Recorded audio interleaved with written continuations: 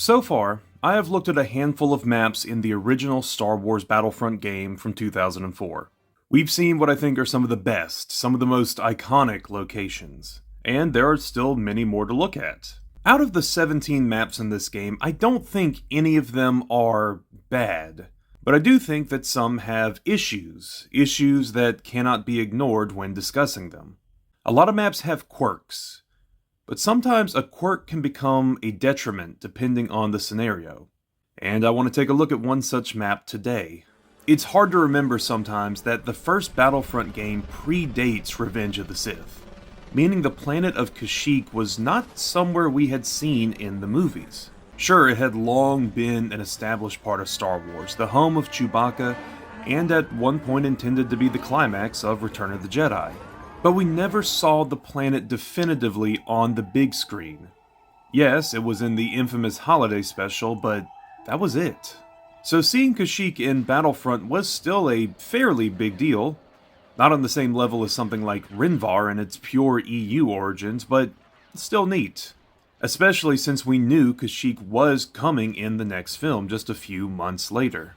Now there are two maps on this Wookiee homeworld, but I want to save the Kashyyyk docks for its own video because I have a lot to say on it. Instead today, we're going to be looking at the Kashyyyk Islands. Kashyyyk Islands is a map I always thought was really cool with its setting and theming. It stood out to me for a number of reasons, and I really liked playing this map as a kid.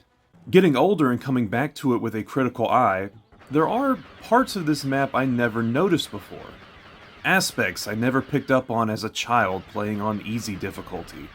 So let's analyze the islands, see what they do right, but also look at what makes them one of the most infamous maps in the Battlefront community. As always, I'm going to be looking at this map both on the original Xbox version of the game as well as the Classic Collection, so that will explain any visual differences between the footage. Before we start discussing this map, I want to make an amendment to something I said last video, a mistake I made. I erroneously said that the Republic and Empire always share command posts on maps, as do the Rebels and the CIS. Yeah, that is not true. I did say that there may be maps where that wasn't the case, but I had kind of just forgotten on just how many maps that is not true. I think it is about a 50-50 split whether or not they share the same CPs, but from now on I'll just point out which sides share which command post. That being said, I'm still going to be using my shorthand of Team 1 and Team 2, where Team 1 will still be whichever faction owns the green command post in these map overlays I use. Meaning that today, Team 1 is the Republic and Rebel Alliance, while Team 2 is the Empire and the Confederacy. On to the map itself. We saw last time with Rinvar that some maps in Battlefront are designed with a certain type of battle in mind. Rinvar Harbor was set up to simulate a siege, with an attacking and defending side. Kashyyyk Islands is also an attack-defend style map, but with a different dynamic. The islands have 6 command posts. On the outside edges are the East Harbor, the West Harbor, and to the south, the landing zone. These form a triangle that surrounds the middle 3 CPs, which are all grouped together in the middle of the map, including the North, South, and Central Village. The design ethos of this map should be immediately apparent to you. Kashyyyk Islands is set up to be a last stand holdout of sorts, with one team completely surrounding the other. It's another power dynamic, this time implying that Team 1 has been routed and is surrounded, all while Team 2 moves in from all sides to overrun their last fortified position. But let's just put a pin in that for now. But please keep in mind that this seems to be the intended design philosophy of Kashyyyk Islands. Now for a place referred to as islands, when looking at the map you can see there's only 2 real islands. One large, stretching through the whole map, and a smaller one in the upper left-hand corner. Water naturally surrounds these land masses and even make a natural barrier between the 2 islands, requiring a bridge at one point, but still largely being shallow enough to walk through. Although at its deepest, you aren't able to fire your blaster at certain angles due to it being underwater. This is only an issue for you if you spawn at the West Harbor. Being on the second island, the only way off is either over the bridge to the East Harbor, or down the slope into the water, and then back up onto the main landmass. Not much is going on the East Harbor. It is the closest to the village, however, and so it's the quickest way to get straight into the fighting. Then, of course, there is the landing zone, where Team 2 starfighters spawn. They start off with one standard ship and the respective faction's secondary ship. I also don't have a lot to say about the village command posts individually, since they are all right next to each other. Team 1 starfighters start in this open area between the village center and North Village, but all three of these CPs are practically in the same location. Being a village, the area is covered in houses and huts, many of which can be entered. Some host ammo and medic droids. Several have windows that provide excellent cover to shoot from. A bonfire sits in the middle of this town. The whole section is designed to be defensible. There are even wooden barricades set up between the village and the outlying command post. Now, due to the nature of all three of these being next to one another, it makes capturing any of these posts a challenge. Now sure, the attackers will likely snag either the southern or northern point, but they will likely not be able to hold it for long, due to two opposing posts being right next door. This gives the locals a solid defense. Now speaking of locals, it's time to discuss one of the most unique aspects of Battlefront, the local factions. Certain levels in this game host a third faction that takes part in the battle. These are usually an alien species iconic to their respective homeworld. Now how they interact with the fight varies from planet to planet and species to species. Sometimes they stay neutral, running around and not engaging anyone. Sometimes they will side with one of the primary factions. And other times they will be hostile to both sides, throwing a wrench into the skirmish. They are capable of capturing command posts, at least some are to some extent. But for the map here, the local fighters are of course the Wookiee warriors. This is their village after all. Naturally, the Wookiees will side with Team 1 inside their town. Two different types of warriors will fight. One wielding a bowcaster much like the Rebellion's own reinforcement, and the other with a rocket launcher, acting more like a heavy unit. Now all of these aspects, from the clumped up command post, to the barricades, to the local units bolstering its force, to the general defense of the village and its many buildings, come together to make Team 1's base a strong holdout point, which they will need as invaders come at them from all sides.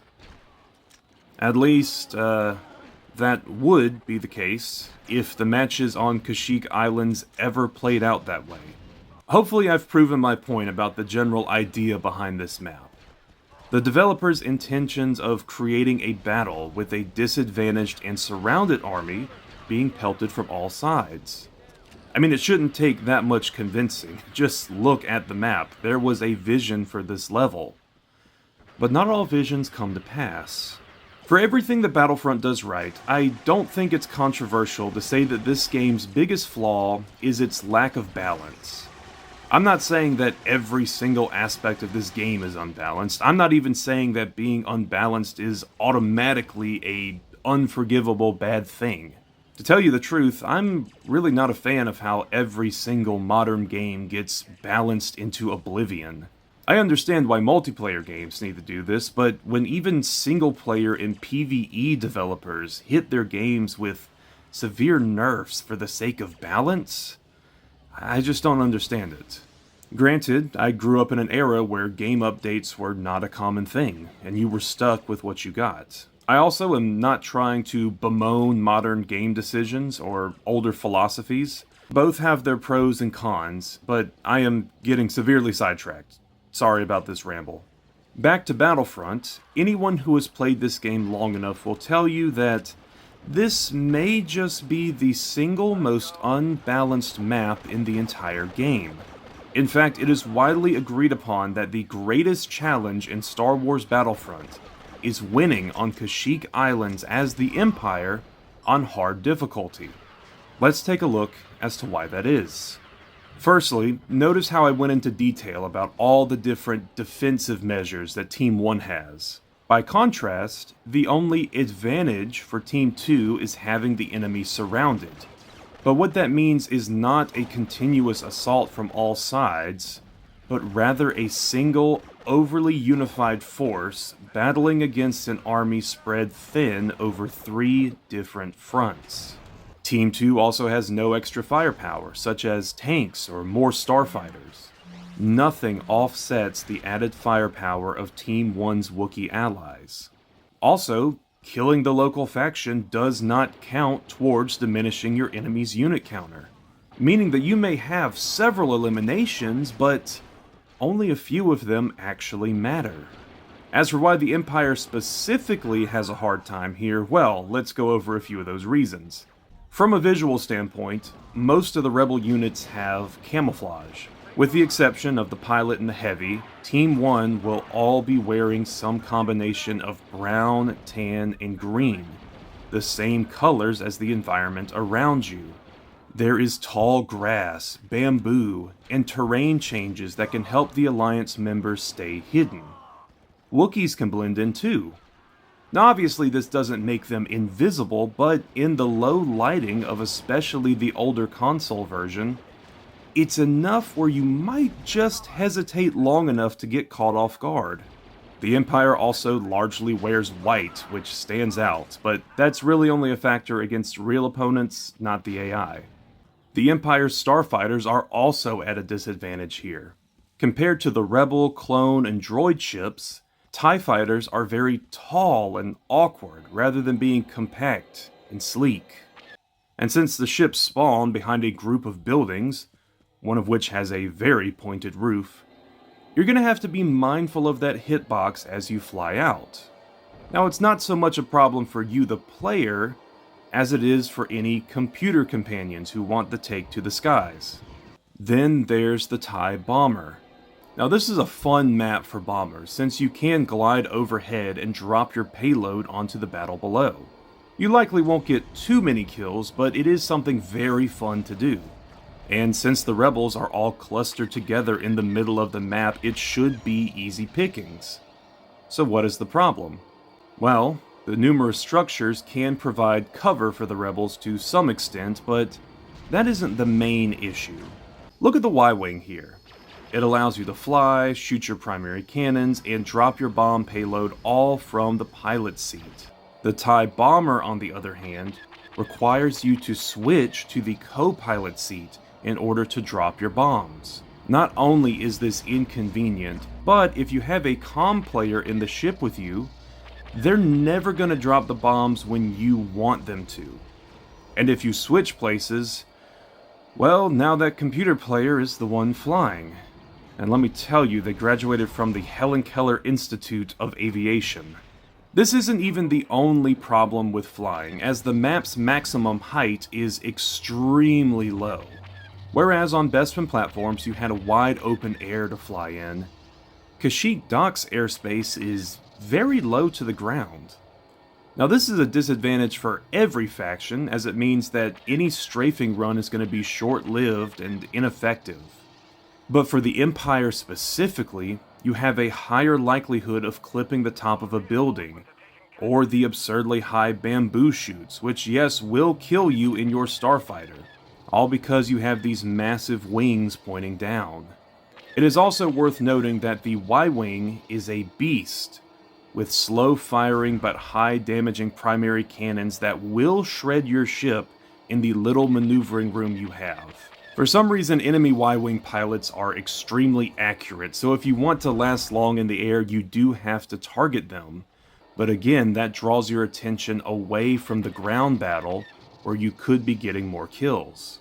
And going back to the ground, local Wookiees have high health, high damage, and killing them doesn't even help you win. Now you could choose not to target the Wookiees and only attack the rebels, but the Alliance already has a Wookiee on their team as an available unit. And while they are slightly different visually, you are not going to be paying that close of attention in the middle of a firefight. The Empire also lacks a high damage unit to counteract this. Now, the Dark Trooper shotgun hits hard, sure, but all it takes is one bad pellet spread, and you're left vulnerable and likely with no escape option if you jetpacked in. Speaking of shotguns, I noticed that the rebel pilots in my matches killed me more than any other unit. Usually I only play one round as each faction for these videos, just for time's sake. But I ran about 3 or 4 matches as the Empire to test out how hard this really was, and I will say these rebel pilots being super accurate seemed to be a constant thing I noticed. Now, all of this wouldn't be so bad if the enemy AI wasn't so aggressive. Instead of staying in their base, the rebels and their Wookiee companions will band together in large assault groups and storm your command post. These are not very defensible positions, and even when focusing on defense, you will often lose the fight because no reinforcements can reach you in time. It doesn't help that your AI doesn't seem to get any smarter or any more aggressive like the enemy does on higher difficulties. Even when switching from hard to medium, I didn't fare much better. Now, admittedly, that probably was a skill issue, but a regular hard match is going to be a slog just for a chance to win as the Empire. But we've spent so much time on this one faction, so let's take a look at the others. Namely, why do the droids not run into the same issue? Well, to start off with, yes, it is still difficult for the CIS, but they have a few advantages that the imps don't. First off, their secondary starfighter is a gunship, which, like the Republic's own, can hover in the air and rain fire below, as opposed to every other ship which is constantly moving forward. This lets you hang in one place and pelt the field below far more effectively. The Confederacy of Independent system also has droidicas. Now, going back to what I was talking about before, this is the poster child for an unbalanced unit, but the balancing actually levels out on this map. Due to the more open spaces, the droidica can be attacked from every side, making it harder for them to deal with every threat due to a slow turning speed. The shield still takes a lot of punishment before breaking though, so the destroyer can still rack up kills, just not as efficiently as on maps with hallways or one-sided fighting. In fact, AI droidicas might be more deadly in some ways, because I often found myself getting a little too cocky, rolling right into the enemy lines, and finding myself getting blown apart much faster. Switching to the defending side, clone jet troopers can make for great vanguards, since they can quickly fly up hills too steep for other units. Outside of that, there really isn't a single unit that does better or worse than the others. Everyone is just as effective. Maybe shotgun classes and the Wookiee warrior have a better advantage at close range, but that's on every map. The droids can, however, defend their command posts slightly better due to the droidica's survivability. Going back to the visual design of this map, it is unique for being set on the water. The skybox showing a vast, very Southeast Asian looking mountain ranges surrounding the lake on which we reside. Speaking of the skybox, the time of day is different on this map depending on what version you're playing. On the original console, the map takes place at night, the sky being dark with only the faintest hint of morning light peeking through the mountains. On the Classic Collection and PC, however, the sun has risen as a pink morning glow fills the air. This makes everything easier to see and makes for some beautiful colors, but personally I think I prefer the darker setting of the Xbox. Speaking of map visuals, a few of you have pointed this out in the last couple of vids, but the Classic Collection and the PC versions of the game share visuals and a skybox. By the way, no one has made a big deal out of this yet, but I do want to talk about something for a minute. I do look at the old console version of this game over the PC port for a couple of reasons. Namely because, well, that's just how I play it. I don't play a lot of PC games, and I grew up with this version, as did many of you, I'm willing to guess. While yes, PC and Steam is the ideal way to play Battlefront nowadays, I'd wager a majority of you first experienced this game on consoles whenever it first released in the early 2000s. And, like we've seen, there are many visual differences, so I like taking a look and comparing the two different styles. Now, as always, before concluding, here are a few other odds and ends about this map. It's hard to talk about Kashyyyk Islands without bringing up the unique variant of it found in the historical campaign. It is the third mission in the Clone Wars campaign, and it actually pits battle droids against the Wookies. Since it is meant to take place before the Clone Wars, no Republic faction is found. Just the locals with no starships and no alternative units. The campaign level also explains what these islands are. This is a trade village, home to the Wookiee trade guilds. It seems that they have opposed and upset the Trade Federation and the Techno Union, explaining the attack depicted. Now, the design of this level really makes sense, as the command posts are visual storytelling. The CIS, in keeping with this ruthless attack, have surrounded the village and plan to move in and wipe them out, leaving no survivors to report the assault until it is too late. This mission is also the first one that lets you play as the Super Battle Droid. And from my research, it also seems that this conflict was the first time Super Battle Droids were canonically deployed in Legends. I briefly mentioned it before, but the Rebel Alliance has a Wookiee reinforcement by default. So, to avoid confusion with the local units, the Rebel Wookiee actually gets a different model and fur design on both Kashyyyk maps, having this almost sandy, lighter shade of brown. Now, I do find it weird that the default unit changes instead of the map-specific unit being the one to get a different design, but I didn't make this decision. And for the last fact, it seems that this is the only base game map not to feature turret emplacements. Jabba's Palace also shares this fact, but that is only playable through the Xbox Live patch of the game. Like I said last time, I never used these turrets, but I almost wonder if the Empire had these turrets only on their command post, if that wouldn't provide a little bit more defense on these outer points. Now, ending this video off, I don't have much else to say. It should be obvious from the discussion both in this video and online for the past several years that this map has a handful of issues.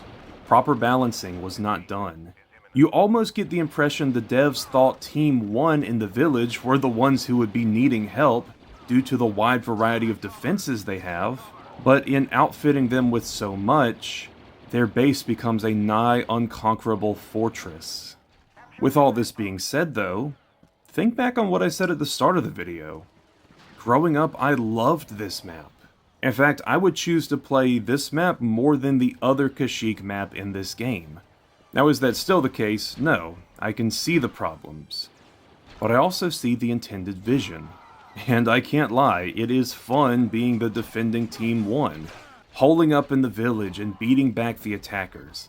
It's unfair, but it's unfair in my favor. And sometimes when playing video games, there is a time for that.